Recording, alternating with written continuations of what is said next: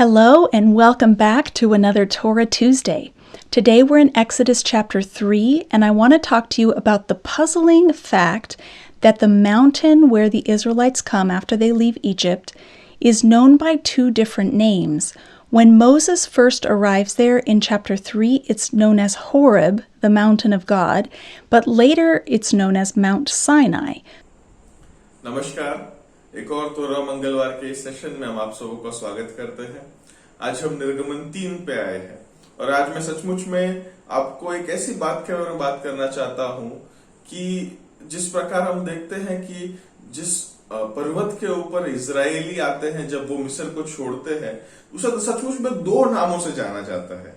जब मूसा सबसे पहले वहां पर आता है 3रे अध्याय के अंदर, तब उसे एक होरेब पर्वत के तौर पे जाना जाता है जो परमेश्वर का पर्वत है। परंतु आगे जाकर हम देखते हैं कि उसे सिनाई पर्वत के तौर पे उसे पहचाना जाता है। So why is this? Well, many scholars have suggested that this is evidence of 2 different literary sources that have later been combined, so that each tradition has its own name for this mountain, and somebody put these 2 traditions alongside each other in the biblical text. ऐसा क्यों है? बहुत सारे अनेक ऐसे विद्वानों ने इस प्रकार की सलाह दी है कि ये जो बात है कि 2 अलग अलग नामों से एक ही पर्वत को पहचाना जाता है, तो वो ऐसा कह सकते हैं कि 2 अलग अलग लेखनों के जो स्रोत है उन्हें यहां पर एक किया गया है। इसका मतलब ये है कि हर एक जो कहानी है या फिर हर एक जो लेखन है वो अपने अलग नाम से इस पर्वत को जानता है, और जो इस पूरी बात को एक कर रहा है, जो इन सब चीजों को एक साथ रख रहा है हमारे लिए, उसने इन दोनों बातों को एक के बाजू एक रखा है। इन बाइबल के अंदर हम ये पाते हैं। And while that's certainly possible that there were different traditions that were later combined, you might still wonder, why did the person who combined these 2 traditions not fix it so that they used the same name? और मैं जानता हूं कि शायद ये संभव है, पर उसके साथ साथ दूसरे भी अनेक ऐसी बातें हैं जो हम देख सकते हैं कि जो आगे जाके हम इसे समझ पाएंगे।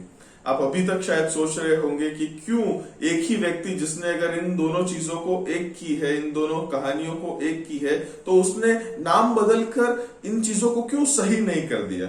And I would like to suggest that there is a literary reason for these 2 different titles describing this region. So before we talk about why, let me just give you an example. I teach at Prairie College, which is situated in the small town of Three Hills, Alberta, and somebody from out of town could say, I'm headed to Three Hills, or they could say, I'm headed to Prairie, and by saying that mean essentially the same thing. So there's 2 different words used to refer to the same journey, the same approximate destination. और मैं आपको ये बताना चाहता हूं कि उसके लिए भी एक लेखन में का कारण है कि इन 2 अलग अलग शीर्षों का उपयोग एक ही भाग के लिए किया गया है या फिर एक ही जगह के इलाके के लिए किया गया है। तो इसीलिए हम क्यों इस प्रश्न पर विचार करें, उससे पहले मैं आपको एक उदाहरण देना चाहता हूं। अगर आप गुजरात में आएंगे तो गुजरात में एक शहर का नाम बड़ौदा है, वडोदरा बोलते हैं, और वडोदरा का जो शहर है वो पुरातन समय के अंदर उस शहर के अंदर अभी भी MS यूनिवर्सिटी करके बहुत ही बड़ी ये महाविद्यापीठ है। और पहले के समय में लोग या 2 प्रकार से उस जगह पे जाने का नाम लेते थे। या तो वे ऐसा कहते थे कि मैं बड़ौदा जा रहा हूं, या तो फिर वे ऐसा कहते थे कि मैं MS यूनिवर्सिटी जा रहा हूं, क्योंकि इन दोनों नामों को जब भी उपयोग करते थे, सबको पता था कि वो उसी इलाके की बात कर रहे हैं। So some scholars think that Horeb is the name of the wider region, and Sinai is the name of the mountain that's in the midst of this region, where Moses meets Yahweh, and then the rest of the nation meets Yahweh later. In Exodus 17, verses 1 through 7, when the people are complaining about water, this is before they've arrived at Mount Sinai, they complain about not having water, and Yahweh provides water for them with Moses' help from a rock, and it's called the rock at Horeb. So that's one indication that Horeb may be a wider region than just this mountain. Only once in Exodus is the mountain referred to as Mount Horeb. इसीलिए कुछ विद्वान ऐसे मानते हैं कि Horeb जो है वो शायद वहां के बड़े इलाके का नाम होगा और सिनाई जो है वो उस पर्वत का नाम होगा जिनके मध्य में, जिस इलाके के मध्य में मूसा जो है वो यहोवा को मिलता है, फिर आगे जाके पूरा जो इजरायली जो देश है वो यहोवा को मिलता है आगे जाके। निर्गमन 17:1-7 में हम देखते हैं कि जब लोग पानी के बारे में बहुत ही शिकायतें करने लगे हैं, तो ये तब हुआ है जब तक वे अभी तक वो सिनाई पर्वत पर आ नहीं चुके हैं, वो वहां पर पहुंचे नहीं है। वो यहाँ पर पानी के बारे में शिकायत कर रहे हैं और यहोवा उनके लिए मूसा की मदद से पानी उपलब्ध करता है एक पत्थर से, और उस पत्थर को होरेब का पत्थर कहा गया है। तो ये शायद एक प्रकार का सबूत हो सकता है कि होरेब शायद वहां के बड़े इलाके का नाम हो और उस केवल एक पर्वत का नाम ना हो।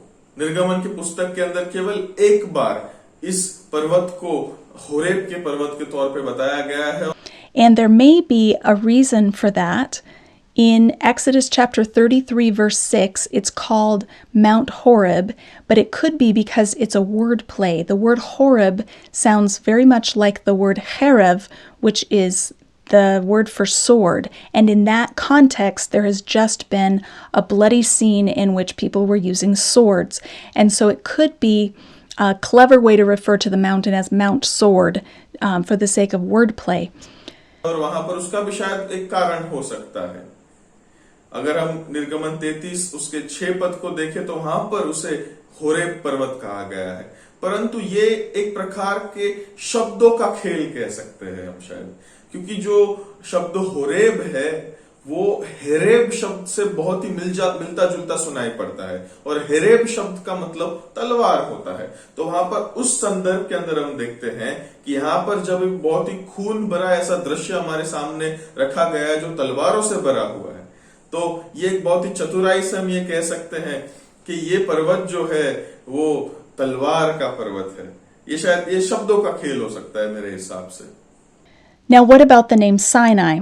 Sinai seems to be the most common name used for the mountain, and potentially the name of the mountain comes from this passage in Exodus chapter 3, verses 2 and 3. Moses has arrived at Horeb, the mountain of God, and there the angel of the Lord appeared to him in flames of fire from within a bush. Now, this is not the normal word for bush or tree. The word used here is sneh, sneh. And it's a rare word used only in this scene and then later in Deuteronomy 33 when Moses in his blessing refers to Yahweh as the bush dweller, the sneh dweller. So it's quite possible that the name Sinai is a play on words with this bush that Moses sees burning, and that the mountain gets its name from the bush.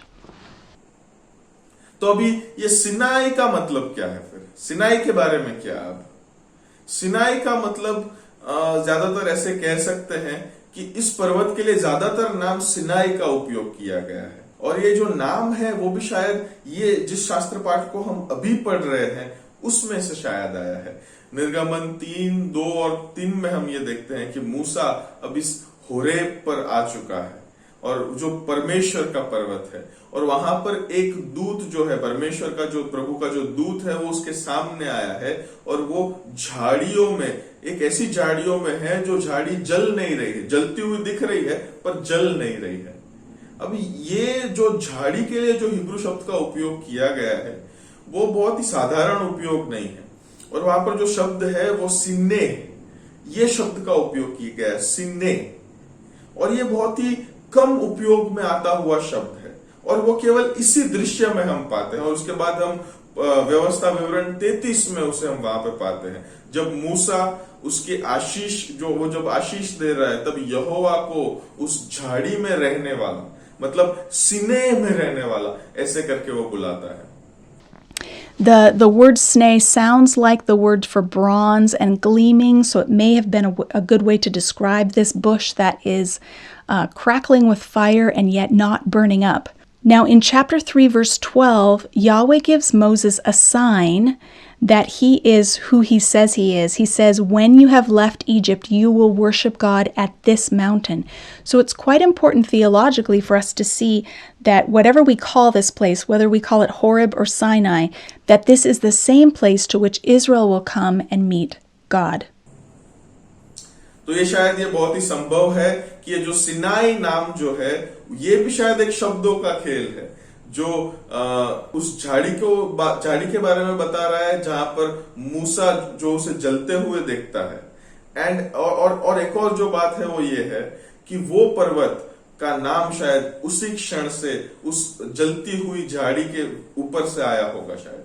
और ये जो शब्द है सिने जो एक प्रकार से पीतल या फिर तांबे के साथ भी उनके हिब्रू शब्दों के साथ भी मिलता जुलता मिलता है। तो इसका मतलब ये अच्छी तरह से हम ये कह सकते हैं इसके द्वारा कि वो एक ऐसी झाड़ी है तो जो जल तो रही है पर जल के भस्म नहीं हो जाती है। तीसरे अध्याय के 12वें पद में हम देखते हैं कि मूसा को यहोवा एक चिन्ह देते हैं कि वो सचमुच में जो है वो है। वो कहते हैं कि जब तुम मिस्र से निकलोगे तब तुम परमेश्वर की आराधना इस पर्वत पर करोगे। तो ये शायद हमारे धर्म वैज्ञानिक रूप से भी बहुत ही महत्वपूर्ण है ये देखना कि इस जगह को कुछ भी क्यों ना कहा जाए, होरेब कहो या सिनाई कहो, परंतु ये वही जगह है जहां पर इजराइल आकर परमेश्वर से मिलेगी।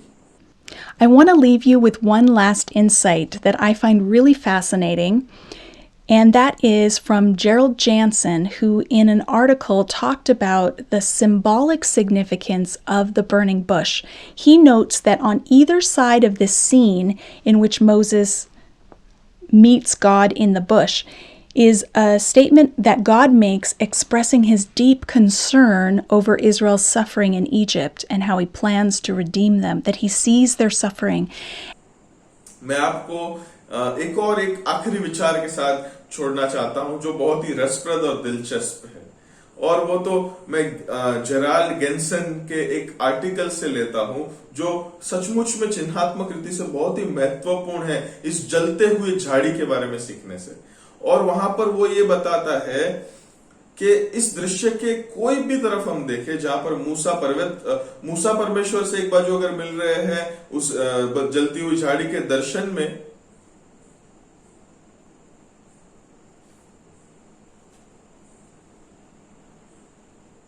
और वहां पर वो ये बता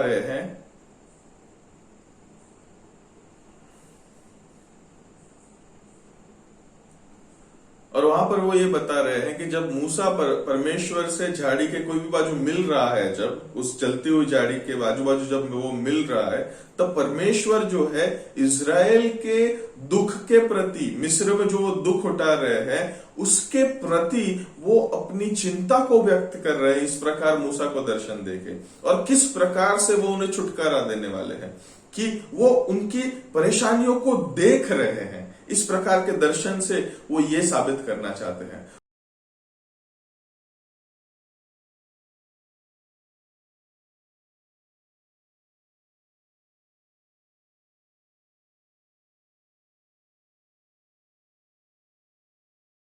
And Jansen suggests, and he's not the first to do so, that the bush actually represents the nation of Israel. That, like the Israelites, it is burning up but not being consumed. Israel is in Egypt, enslaved. They're in the fires of affliction and suffering, and yet God is preserving them, and they will survive this experience. He will bring them out. और गेंसेन जो है वो ऐसी सलाह दे रहे हैं, और वो शायद पहले नहीं है ऐसी सलाह देने के लिए, आगे भी बहुत सारे लोगों ने दी है कि ये जो जलती हुई झाड़ी है वो तो दरअसल में इजराइल के उस देश का प्रतिनिधित्व है कि इजराइलियों की हालत भी वैसी है। वो लोग जल गए हैं परंतु वो भस्म नहीं हो चुके हैं। इजराइल जो है मिस्र में है, गुलामगिरी में है, और वो सचमुच में दुख और सहन करने की आग में जल रहे हैं, परंतु उसके सामने भी हम देखते हैं कि परमेश्वर उन्हें टिकाए रखता है, उन्हें भस्म नहीं होने देता है, और इस पूरे अनुभव से वे उन्हें पार निकालता है। So symbolically and theologically, right in the center, we have a glimpse of the way that God will care for his people. वो उन्हें बाहर निकालेगा, और इसीलिए चिन्हात्मक रीति से और धर्म वैज्ञानिक रीति से भी हम देखे, यहाँ पर जो केंद्र विचार वो ये है कि इस प्रकार से परमेश्वर जो है वो मूसा को एक झलक दिखा रहे हैं कि वो किस प्रकार उन्हें बाहर निकालेगा और किस प्रकार वो उनके लोगों के लिए चिंता करता है। मैं आशा रखता हूं कि आपको ये विचार दिलचस्प लगा होगा। यदि अभी तक आपने हमारे YouTube चैनल डॉटलेस पुलपिट को नहीं देखा है, मैं आपसे विनती करूंगा आप एक बार उसे देखें ही देखें। मैं आशा रखता हूं कि इस डॉटलेस पुलपिट के द्वारा हम अलग अलग भाषाओं में, अंग्रेजी में, हिंदी में, तमिल में, मलयालम में, बंगाली में, मराठी में, कन्नड़ा में, तेलुगु में और अनेक ऐसी भारतीय भाषाओं में हम प्रवचनों को उपलब्ध कर रहे हैं। आशा रखता हूं कि आप इससे आशीषित होंगे और काफी सारी हम उत्तर पूर्व यानी कि नॉर्थ ईस्ट की भाषाओं में भी हम उपलब्ध कर रहे हैं, जैसे कि गारो भाषा में, खासी भाषा में, और हम प्रयत्न कर रहे हैं कि मणिपुरी और उसके साथ साथ एवं नागालैंड की भाषाओं में भी हम प्रवचनों को उपलब्ध कर पाए। आप यदि हमारी सहायता करना चाहते हैं तो आप हमें हमारे चैनल पर विजिट करके आप हमें ईमेल भी लिख सकते हैं। परमेश्वर आप सबों को आशीष दे। हम अगले हफ्ते मिलेंगे।